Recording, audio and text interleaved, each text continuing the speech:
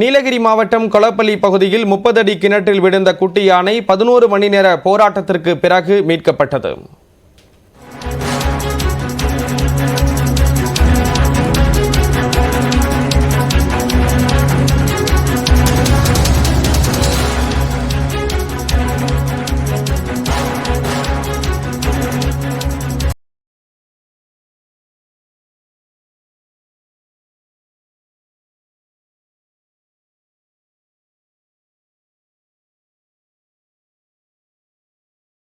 வர இருக்கிறார். நாளை மாலை அவர் தமிழகம் வர இருக்கக்கூடிய நிலையில் கன்னியாகுமரி இருக்கக்கூடிய விவேகானந்தர் பாறை பகுதியில் 2 நாட்கள் அவர் இரவு பகலாக தியானம்.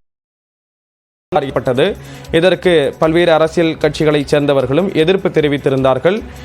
தியானத்தை ரத்து செய்ய கோரி இந்த நிலையில் கன்னியாகுமரி மாவட்ட தேர்தல் அலுவலரிடம் திமுக தரப்பில் மனு அளிக்கப்பட்டிருப்பதாக கூறப்படுகிறது. பிரதமரின் தியானத்தை ரத்து செய்ய வேண்டும்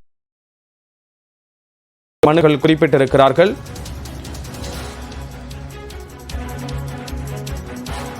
இது தொடர்பான விவரங்களை வழங்குவதற்காக இணைகிறார் செய்தியாளர் சரவணகுமார்.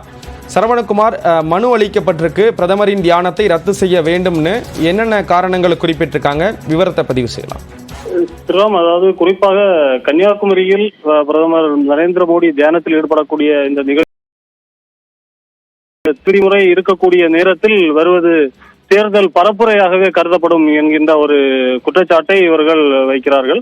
தொடர்ந்து பிரதமர் இந்த பகுதிக்கு வரக்கூடிய நிகழ்வு என்பது பிரதமர் தேர்தல் பரப்புரைக்காக தான் இதை வருகிறார். அவர் போட்டியிடக்கூடிய வாரணாசி தொகுதியில் இறுதிக்கட்ட தேர்தல் என்பது நடைபெற இருக்கக்கூடிய ஒரு சூழ்நிலையில் இறுதிக்கட்ட வாக்குப்பதிவு நடக்கக்கூடிய அந்த நேரத்தில் பிரதமர் கன்னியாகுமரியில் இந்த தியானத்தில் ஈடுபடக்கூடிய நிகழ்வு என்பது ஒரு தேர்தல் பரப்புரையாக தான் கருத முடியும் என்கின்ற ஒரு கூற்றோடு இவர்கள் தற்போது இந்த குற்றச்சாட்டை வைத்து தேர்தல் அலுவலரும் கன்னியாகுமரி மாவட்ட ஆட்சியருமான ஸ்ரீதர் அலுவலகத்தில் தற்போது இந்த கோரிக்கை மனுவை திமுக வழக்கறிஞர்கள் அணியின் சார்பில் தற்போது கொடுத்திருக்கிறார்கள். ஸ்ரீராம்,